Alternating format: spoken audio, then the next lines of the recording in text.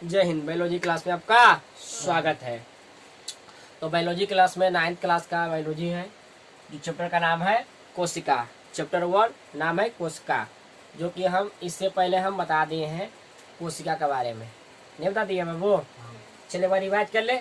इससे पहले हम जो कोशिका के बारे में बताए हैं उसके बारे में क्या कर ले, रिवाइज कर लेते हैं। चलो बता बउआ, कोशिका का अध्ययन क्या कहलाता है? फटाफट बोलो। रिवाइज है ना, तो फटाफट बोलो। कोशिका का अध्ययन क्या कहलाता है? कोशिका का अध्ययन साइटोलॉजी कहलाता है। साइटोलॉजी कहलाता है। मृत कोशिका खोज कौन किया? रॉबर्ट। यानी कि सर्वप्रथम कोशिका खोज कौन किया? Robert Hooke. रॉबर्ट हुक ने 1665 ईस्वी में खोज किया। लेकिन जीवित कोशिका खोज कौन किया? एंटनी वन लीवेनहॉक ने। एंटनी वन लीवेनहॉक ने खोज किया। लेकिन कोशिका का सिद्धांत किसने दिया? स्लाडेनबम स्वान ने। स्लाडेनबम स्वान ने क्या दिया? सिद्धांत दिया। सबसे बड़ी कोशिका सुरमुर के अंडा में, जबकि सबसे छोटी कोशिका माइक्रोप्लाज्मा में। वही अगर मानव में पूछा जाए, मानव में सबसे बड़ी कोशिका तो किसमें है? स्त्री के अंडाणु में। स्त्री के अंडाणु में, ओवम में। और यदि पूछा जाए कि मानव में सबसे छोटी कोशिका तब पुरुष के शुक्राणु में, स्पर्म में। किसी कोई दिक्कत? अब यदि पूछा जाए कि मानव में सबसे लंबी कोशिका तो न्यूरॉन में। किसी को दिक्कत है समझ में? क्या कोशिका विभाजन होता? क्या मस्तिष्क में कोशिका विभाजन होता है? दिमाग में कोशिका विभाजन, मस्तिष्क बोले तो दिमाग यानी भेजा, दिमाग का विभाजन नहीं होता है। अगर हुमस की कोई मार देगा ब्रेन पर तो गजनी और रजनी बन जाओगे। इसलिए इसमें कोशिका विभाजन नहीं होता है। कोशिका विभाजन नहीं होता। शरीर में होता है, नहीं होगा तो घाव कैसे भरेगा रे? घाव ऐसे नहीं भराएगा। शरीर में होता है, मस्तिष्क में नहीं होता है। एकदम पगला बन जाओगे चोट लग गया तो समझ में आ गया बउआधर। अब आगे चलते हैं। आज का मेरा टॉपिक है कोशिका झिल्ली, माइटोकॉन्ड्रिया और अंतःपदत जालिका। सिंपल बोले तो कोशिका के अंग के बारे में जानेंगे। आज जानेंगे कोशिका के अंग के बारे में, एक का करके जानेंगे। ठीक है, घबराना नहीं है, हम है जब तक घबराना नहीं है। तो पहले जान लेते कोशिका के अंग के बारे में। कोशिका के अंग के बारे में, कोशिका का अंग आज जानेंगे। कोशिका का अंग जैसे हम बताए हैं कि कोशिका को हम लोग खुली आंखों से नहीं देख सकते हैं। उसका इतना छोटा है कि उसको देखने के लिए माइक्रोस्कोप मशीन का यूज, यंत्र का यूज करेंगे तब दिखेगा कोशिका। ऐसे दिखेगा नहीं। हम लोग का पूरा शरीर कोशिकाओं से मिलकर बना हुआ है। हम लोग का जितना भी शरीर है ना, बहुत छोटे छोटे कोशिकाओं से मिलकर बना हुआ है। अरबों खरबों कोशिका हम लोग का शरीर में है। कोशिका तब बना है। बहुत सारा कोशिका मिलकर क्या बनता है पता भी क्या ना? बहुत सारा कोशिका मिलकर बनता है उत्तक। क्या बनता है? उत्तक। और उत्तक मिलके क्या बनता है? उत्तक मिलके क्या बनता है? अंग। और अंग मिलके क्या बनता है? शरीर। जैसे पूरा ईट मिलके क्या बनता है? दीवार। और दीवार मिलके क्या बनता है? कमरा। और कमरा मिलके क्या बनता है? घर बनता है ना। उसी प्रकार हम लोग का शरीर। चल देखो जरा, तो कोशिका को हम लोग जैसे छोटा सा कोशिका को हम जूम करते हैं। इसको हम क्या करते हैं? जूम करते हैं। इतना बड़ा जूम कर दिया, दिख नहीं रहा होगा। उसका इतना छोटा है कि कह ही नहीं सकते हो। बाप रे बाप, इतना बड़ा थोड़ी ना रहता है। इतना बड़ा चित्र बना रहे हैं, समझाने के लिए इतना बड़ा बड़ा है। ठीक है, इसको हम जूम करके इतना बड़ा कर दिए ताकि आप लोगों को समझ में आए और उनका जो नाम लिखेंगे ताकि देख सके। इतना बड़ा नहीं रहता है। तो जैसे मान लेते तो फटाफट एक बार बताते हैं उसका अंग के बारे में। ठीक है, उसके बाद हम बारी बारी सब जानने के लिए तैयार है। तो पहला क्या है? कोशिका झिल्ली। क्या है? कोशिका झिल्ली। कोशिका झिल्ली। कोशिका, यही कोशिका झिल्ली में कोशिका सारा अंग क्या रहता है? बंद रहता है, पैक रहता है कि निकलना नहीं है रे। हम जब तक है जब निकलना नहीं। तो पहला क्या है? कोशिका झिल्ली। कोशिका झिल्ली इंग्लिश में बोलते हैं cell membrane. Cell membrane. Cell membrane जानते हैं? यह जंतु एवं पादप में दोनों पाया जाता है। जंतु एवं पादप। पादप बोले तो पेड़ पौधा, पादप बोले तो पेड़ पौधा। कोशिका झिल्ली जंतु एवं पादप दोनों में पाया जाता है। दोनों में पाया जाता है, यानी पेड़ पौधा में भी कोशिका झिल्ली पाया जाता है और मनुष्य के कोशिका भी झिल्ली पाया जाता है। दोनों में पाया जाता है कोशिका झिल्ली। कोशिका के सभी अवयव, कोशिका के सभी अवयव इसी कोशिका झिल्ली में पैक रहता है। इसका जितना भी अवयव है, जितना भी कोशिका के अंदर अंग है, सब इसी झिल्ली में पैक रहता है। इसी झिल्ली में क्या रहता है? पैक रहता है। किस झिल्ली में? कोशिका झिल्ली में। कोशिका झिल्ली में कोशिका के अंदर पाए जाने वाला पदार्थ कोशिका के अंदर कोशिका के अंदर जाने वाली पदार्थों क्या करता है, कंट्रोल करता है, क्या करता है, नियंत्रण करना है कि खराब पदार्थ एंट्री न कर ले कोशिका के अंदर, एंट्री न कर ले। जब तक कोशिका झिल्ली है जब तक जाने नहीं देगा। ओके, तो वही कह रहा है कि कोशिका के अंदर जाने वाले पदार्थों को क्या करता है, नियंत्रण करता है। समझ में आ गया तक ले? किसी कोई दिक्कत? किसी कोई दिक्कत? समझ में आ गया ना? आगे बढ़ते हैं। अगला है माइटोकॉन्ड्रिया। क्या है? माइटोकॉन्ड्रिया। तब माइटोकॉन्ड्रिया कहाँ है? कोशिका के अंदर, सॉरी कोशिका के अंदर है, कोशिका के अंदर नहीं, कोशिका के अंदर के अंग में है, यानी कि माइटोकॉन्ड्रिया। कहाँ? माइटोकॉन्ड्रिया। माइटोकॉन्ड्रिया के बारे में जान लेते हैं। माइटोकॉन्ड्रिया ये क्या है? कोशिका झिल्ली, कोशिका झिल्ली, सेल मेम्ब्रेन। ये है माइटोकॉन्ड्रिया, ये जो लिखा भी कहा है माइटोकॉन्ड्रिया। तो माइटोकॉन्ड्रिया के बारे में जान लेते हैं। माइटोकॉन्ड्रिया के बारे में क्या जानते हैं? हिंदी बोलते हैं सूत्रकणिका, हिंदी में बोलते हैं, इंग्लिश बोलते हैं माइटोकॉन्ड्रिया, हिंदी में बोलते हैं सूत्रकणिका, सूत्रकणिका। माइटोकॉन्ड्रिया खोज अल्टमाइन वैज्ञानिक ने, कौन वैज्ञानिक ने किया? अल्टमाइन। नामो अल्टर अल्टर है रे, अल्टमाइन नाम है, देख रहे हो? अरे क्या मुंडा रे। तो कोशिका खोज कौन किया? Robert Hooke. कोशिका खोज रॉबर्ट हुक। लेकिन माइटोकॉन्ड्रिया खोज अल्टमाइन, कौन वैज्ञानिक? अल्टमाइन वैज्ञानिक ने किया, अल्टमाइन वैज्ञानिक ने किया, अल्टमाइन, अल्टमाइट ना है, अल्टमाइन वैज्ञानिक ने किया। कोशिका सॉरी माइटोकॉन्ड्रिया ऑक्सीशोषण करता है, ऑक्सीशोषण करता है। माइटोकॉन्ड्रिया क्या करता है? ऑक्सीशोषण करता है। क्या करता है? ऑक्सीशोषण करता है। तुमको समझ में आ रहा है बाबू? माइटोकॉन्ड्रिया कहाँ पाया जाता है? कोशिका में। कहाँ पाया जाता है? कोशिका में। ओके, लड़की को तो ये नहीं समझना कि हमको बुद्धि उद्धि भगवान ने दिया है, तुमको भी दिया है, ऐसा नहीं है। देखो, तो माइटोकॉन्ड्रिया खोज अल्टमाइन ने किया। कौन किया? अल्टमाइन वैज्ञानिक ने किया।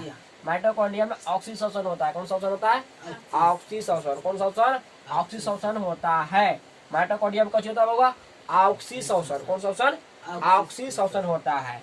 अब माइटोकॉन्ड्रिया में करब साइकिल चलता है, यानी क्रेब साइकिल चलता है, यानी करब चक्र चलता है।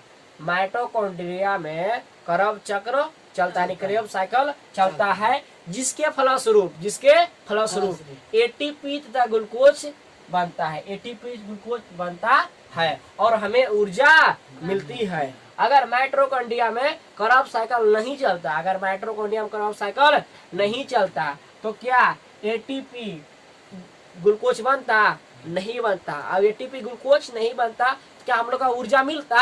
हम लोग का ऊर्जा नहीं मिलता है। इसलिए कोशिका के अंदर माइटोकॉन्ड्रिया है, अब माइटोकॉन्ड्रिया में करब साइकिल चल रहा है, जिसके फलस्वरूप एटीपी तथा ग्लूकोज का निर्माण यानी बनता है और हमें ऊर्जा प्राप्त होता है। किसी कोई दिक्कत? किसी कोई दिक्कत नहीं?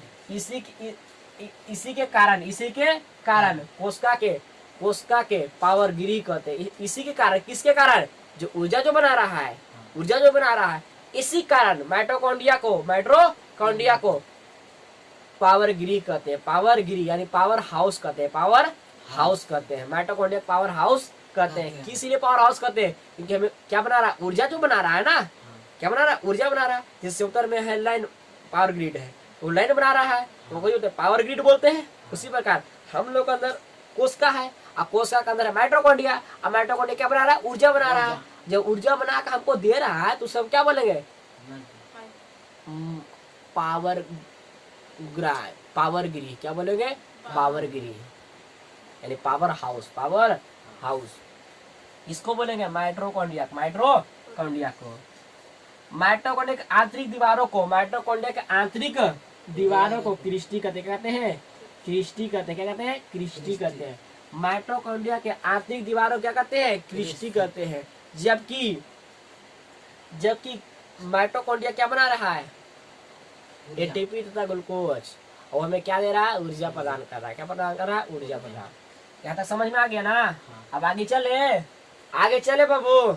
अगला है अंतःपर्दवीय जालिका। अंतःपर्दवीय जालिका हिंदी में बोलते endoplasmic reticulum. Endoplasmic reticulum short में बोलते हैं ईआर। इंडोप्लाज्मिक रेटिकुलम को शॉर्ट बोलते हैं ER। अब जानते हैं इंडोप्लाज्मिक रेटिकुलम है क्या, अंडपद्रव्य जालिका है क्या, जानने के लिए तैयार हो जाओ।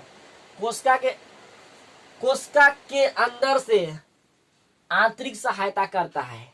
इंडोप्लाज्मिक रेटिकुलम क्या करता है, सुनो ना, हेलो, इंडोप्लाज्मिक रेटिकुलम शॉर्ट में ER बोलते हैं।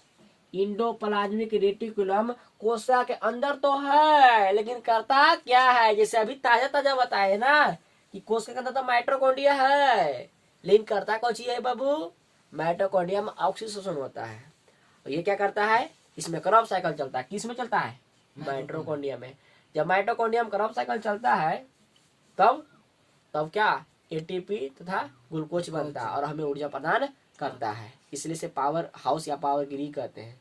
किसी को दिक्कत माइटोकॉन्ड्रिया में, भैया जब कोशिका इतना छोटा है, एक तो खुलिया कोश दिख नहीं रहा है, उसके बाद में भी कोशिका का अंदर बहुत सारा अंग है, ये कैसे हो सकता है भैया, ये बिल्कुल है, ये बिल्कुल है। एक तो कोशिका खुलिया कोश दिख नहीं रहा है, ऊपर से कोशिका के अंदर बहुत सारा अंग है, माइटोकॉन्ड्रिया है, इंडोप्लाज्मिक रेटिकुलम है।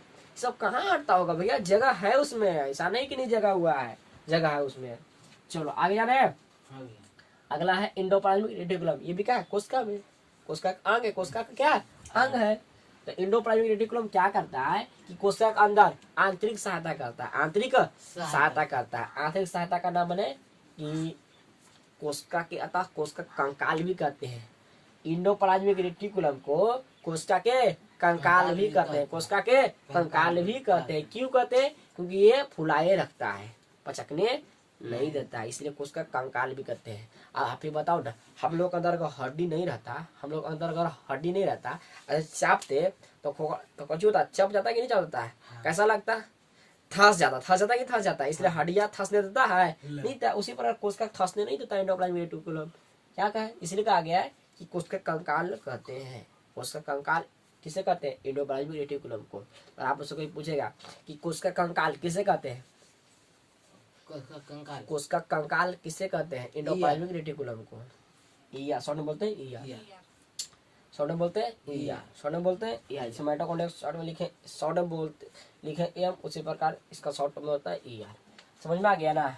वो भी जानने आओगे कि अंतः पदार्थ जालिका यानी कि इंडोप्लाज्मिक रेटिकुलम दो प्रकार के होते हैं। क्या प्रकार के होते हैं, दो। एक होता है समूथ इंडोप्लाज्मिक रेटिकुलम, एक होता है रॉथ इंडोप्लाज्मिक रेटिकुलम। तो समूथ इंडोप्लाज्मिक रेटिकुलम का नाम जान लेते हैं। इंडोप्लाज्मिक रेटिकुलम दो प्रकार के होते हैं। क्या प्रकार के होते हैं, दो प्रकार के होते हैं। दो प्रकार के होते हैं, एक होता है समूथ, एक होता है रॉथ। तो समूथ वाला इंडोप्लाज्मिक रेटिकुलम क्या करता है, ये कार्बोहाइड्रेट को ये कार्बोहाइड्रेट तथा वसा को निर्माण करता है, ये कार्बोहाइड्रेट तथा वसा को निर्माण करता है, एक भाग वाला। और दूसरा भाग वाला क्या करता है, इसमें राइबोसोम होता है, इसमें राइबोसोम होता है, इसे प्रोटीन निर्माण करता है। इसलिए क्या करता है, ये प्रोटीन निर्माण करता है। तो प्रोटीन निर्माण करता है रॉथ इंडोप्लाज्मिक रेटिकुलम। और स्मूथ इंडोप्लाज्मिक रेटिकुलम क्या करता है, कार्बोहाइड्रेट तथा वसा का निर्माण करता है। यहाँ तक समझ में आ गया ना। किसी कोई दिक्कत, किसी को कोई दिक्कत नहीं दिक्कत पूछे अभी। चलो बताओ, तुम बताना भैया, माइटोकॉन्ड्रिया में क्या चलता है, करब चक्र, करब चक्र चलता है। जिसके फलस्वरूप क्या बनता है भैया, बता फटाफट, इसके फलस्वरूप क्या बनता है, एटीपी तथा ग्लूकोज बनता है। क्या हमें देता है, क्या देता है, हमें ऊर्जा देता है। क्या बन देता होगा, ऊर्जा। समझ में आया यहाँ तक ले। कोशिका के कंकाल किसे कहते हैं, माइटोकॉन्ड्रिया कहते हैं, कि कोशिका की झिल्ली कहते हैं, कि इंडोप्लाज्मिक रेटिकुलम को कहते हैं, इंडोप्लाज्मिक रेटिकुलम को कहते हैं। समझ में आया ना। तो अभी दो को जाने, कल A to Z हम जान लेंगे, छोटा सा ही क्लास रखते हैं। यहाँ तक समझ में आ गया बउआ, किसी कोई दिक्कत। चलो आप लोग भी इसमें वन शॉट फोटो खींच लो, उसके बाद हम कल जानेंगे। तो आशा करते हैं कि आप लोग भी थोड़ा सा समझ में आ ही गया होगा। छोटा सा क्लास है, ज़्यादा बड़ा क्लास तो है नहीं, क्योंकि लाइन कट गया, मोबाइल चार्ज है नहीं।